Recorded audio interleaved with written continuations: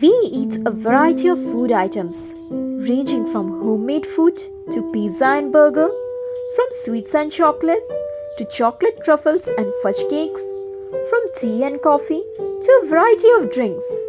But did we ever wonder what happens when these food items enter our body? Nutrition in human beings is a complex process consisting of ingestion, digestion, absorption, and assimilation.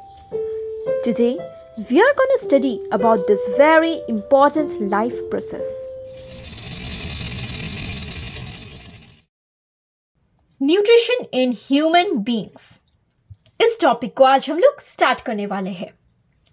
तो हम लोग मतलब हम सभी में एक long tube present है, या फिर कह सकते हैं एक लॉन्ग कैनाल प्रेजेंट है, और इस लॉन्ग कैनाल को हम लोग कहते हैं एलिमेंट्री कैनाल। और ये एलिमेंट्री कैनाल स्टार्ट होता है माउथ से, फिर जाते जाते जाते जाते जाते जाते एनस में जाके खत्म होता है। और इस एलिमेंट्री कैनाल के डिफरेंट डिफरेंट रीजन्स, जैसे ये और ये डिफरेंट डिफरेंट फंक्शंस परफॉर्म करते हैं। मतलब मैंने क्या कहा, एलिमेंट्री कैनाल एक लॉन्ग ट्यूब है, एक्सटेंड होता है माउथ से एनस तक, प्लस उसके different different regions different different functions perform करते हैं। और आज हम लोग उन्हीं डिफरेंट डिफरेंट रीजन्स के डिफरेंट डिफरेंट फंक्शंस को परफॉर्म नहीं स्टडी करने वाले हैं। तो स्टार्ट करते हैं इस केले के साथ। ये केला भोला भाला है। मान लो इस भोले भाले केले को किसी ने खाया। खाते ही क्या होगा? क्या ये केला डायरेक्ट अंदर पहुंच जाएगा? नहीं ना, ये केला सबसे पहले मुंह में जाएगा, और मुंह में जाते ही क्या होने वाला है? अच्छे से सोच के देखो। सबसे पहले हमारा जो दांत है उसे चबाने लगेगा। और क्यों चबाने लगेगा? क्योंकि ये केला बहुत बड़ा है और हमारे कैनाल में इतना जगह नहीं है कि इस मोटे से केले को अंदर ले लेगा। इसलिए छोटे छोटे पीसेस में इसको तोड़ा जाएगा। और ये जो छोटे छोटे पीसेस हैं, एक बड़ा एक छोटा ऐसा नहीं, सारे अगर ध्यान से देखा जाए तो सेम टेक्सचर के हैं। तो ये केला अंदर जाते ही क्या होने वाला है? हमारे दांत इसे प्रोसेस करके छोटे छोटे पार्टिकल्स ऑफ सेम टेक्सचर में तोड़ेगा। कैसे? चबा चबा के, क्रश कर करके। फिर हमारे इस बेचारे केले को क्या सिर्फ क्रश ही करा जाएगा? नहीं ना, उसके साथ साथ इस बेचारे केले को हमारा टंग इधर से उधर ढकेलेगा, उधर से इधर ढकेलेगा। ऐसा कर करके डिफरेंट डिफरेंट जगह में लेके हमारे दांत को हेल्प करेगा उसे तोड़ने में। लेकिन इसके साथ साथ एक और चीज नोटिस करके देखो। हमारा जो ये केला है, इस केले के छोटे छोटे पीसेस, क्या अगर हम एक को जूम करके देखें तो कुछ ऐसा होगा, और एक इधर शार्प एंड होगा, एक इधर एक इधर एक इधर, सारी जगह। और जब ये शार्प शार्प एंड्स हमारे एलिमेंट्री कैनाल में लगेंगे, क्या हमें दर्द नहीं होने वाला? दर्द होगा। इसलिए हमें ज़रूरत है कि कोई चीज़ उससे ऐसे कवर कर दे। और ये जो चीज़ कवर करेगा, ये एक भीगा भीगा सा चीज़ है जो इसको स्मूथ बना देगा। और ये भीगा भीगा सा जो चीज़ है, ये प्रोड्यूस होता है हमारे सलाइवरी ग्लैंड्स के द्वारा। और हम लोग का यही सलाइवरी ग्लैंड्स इसको भिगो तो देगा, लेकिन किस चीज़ से भिगोएगा? ये इसको भिगोएगा एक तो पानी रिलीज करके, दूसरा सलाइवा रिलीज करके। और पानी तो हमें पता है वाटर है, H2O है, लेकिन जो सलाइवा है वो सलाइवा एक एंजाइम को कंसिस्ट करता है, और उस एंजाइम को हम लोग कहते हैं सलाइवरी एमाइलेज। और यही सलाइवरी एमाइलेज हमारे कॉम्प्लेक्स स्टार्च को सिंपल शुगर में तोड़ेगा।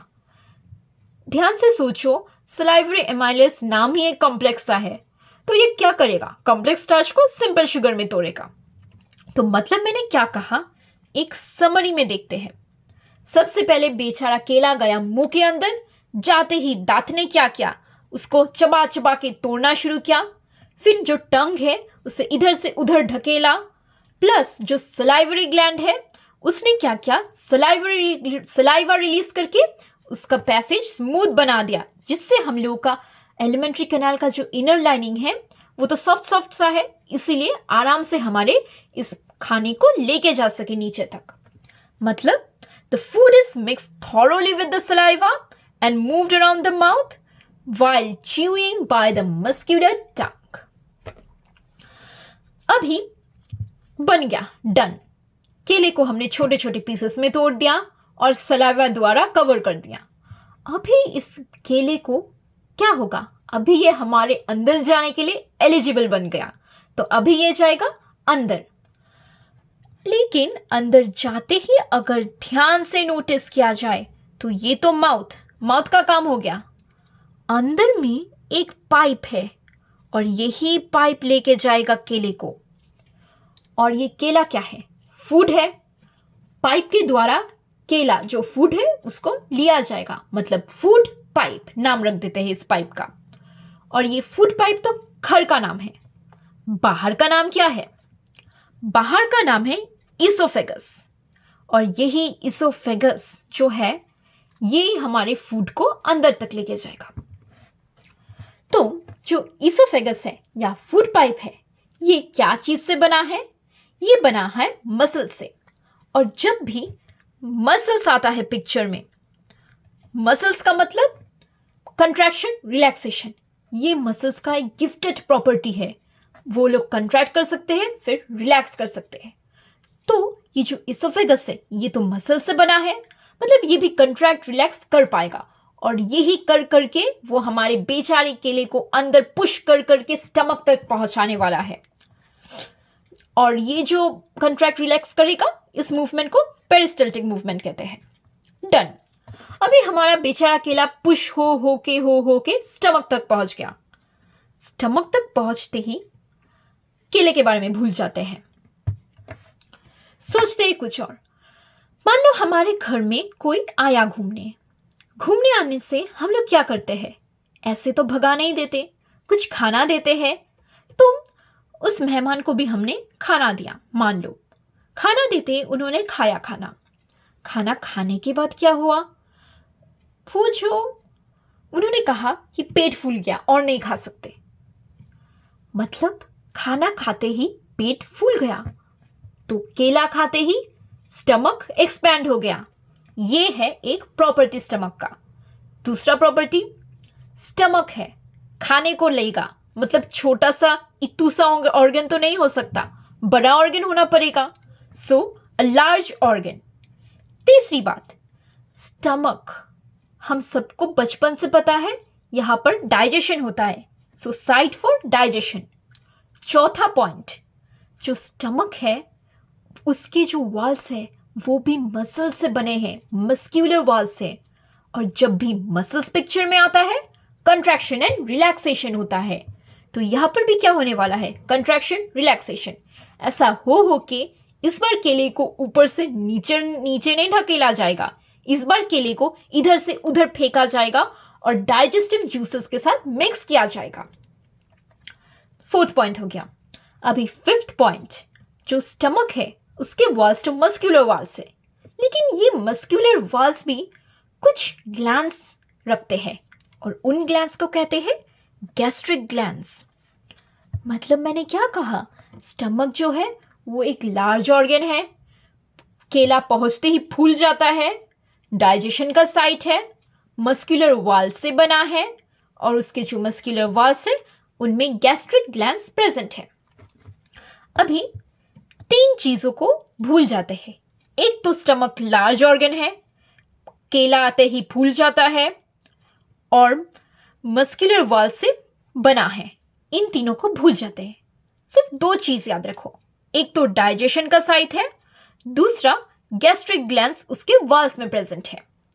इन दोनों को अगर हम लोग दिमाग में रख के जाए तो हमें पता चलेगा ये जो डाइजेशन हो रहा है ये इन्हीं गैस्ट्रिक ग्लैंड्स की वजह से हो रहा है। मतलब the digestion is taken care of by the gastric glands. तो ये गैस्ट्रिक ग्लैंड्स ही हमारे केले को डाइजेस्ट करेगा, डाइजेशन होगा इसमें। तो ये जो गैस्ट्रिक ग्लैंड्स है ये कुछ तो रिलीज करके ही ये सब काम करेंगे, और ये जो रिलीज करेगा वो है hydrochloric acid, pepsin and mucus. सबसे पहले हाइड्रोक्लोरिक एसिड, हमें पता है ये एक एसिड है, डन। म्यूकस हमें पता है ये क्या है। और पेप्सिन, पेप्सिन जो है वो क्या है? वो एक पी से पेप्सिन, पी से protein, so protein digesting enzyme है। और यही पेप्सिन हमारे बेचारे केले के प्रोटीन को डाइजेस्ट करने वाला है। लेकिन प्रॉब्लम क्या है? ये जो पेप्सिन है, ये मान लो एक बच्चा है, और बच्चा क्या करता है?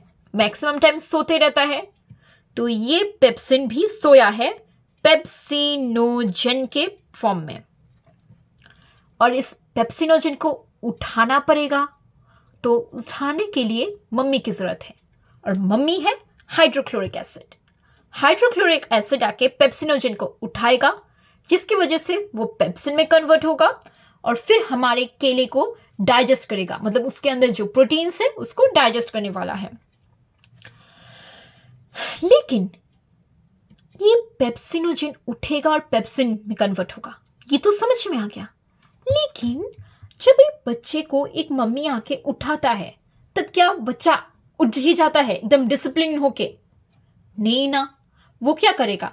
बोलेगा नहीं उठना, अभी नहीं, बाद में उठूंगी। फिर उसकी मम्मी आके उसे ढकेल के बोलेगा उठ जा उठ जा।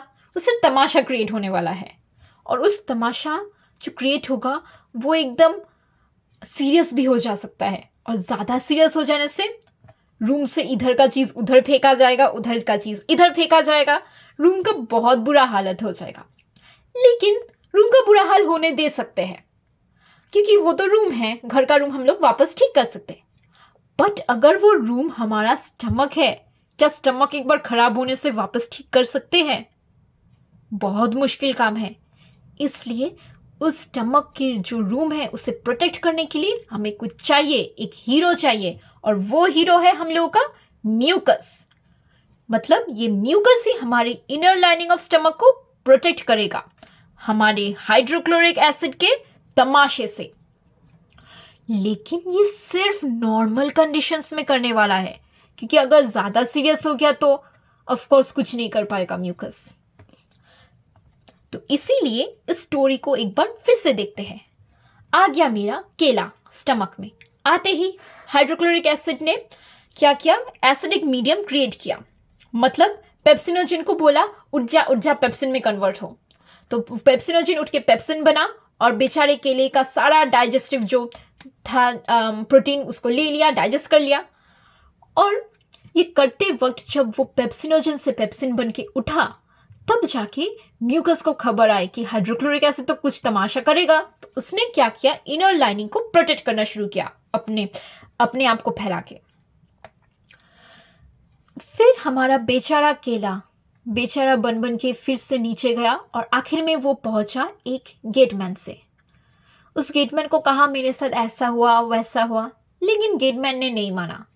गेटमैन ने कहा मैं तो स्टमक का गेटमैन हूं, मैं तुम्हें क्या करूंगा? छोटे छोटे पीसेस में नीचे ढकेल के फेंकूंगा, स्मॉल इंटेस्टाइन में।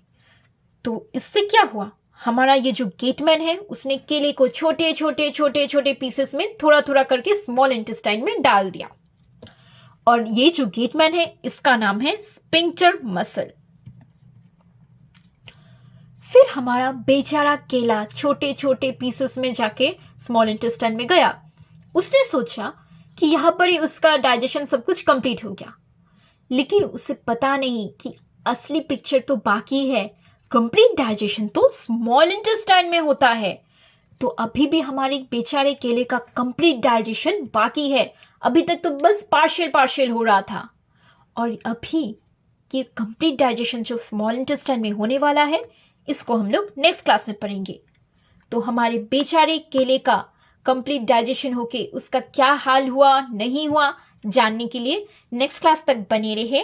नेक्स्ट वीक इसी डे को सेम टाइमिंग्स में अपलोड होगा। Thank you everyone.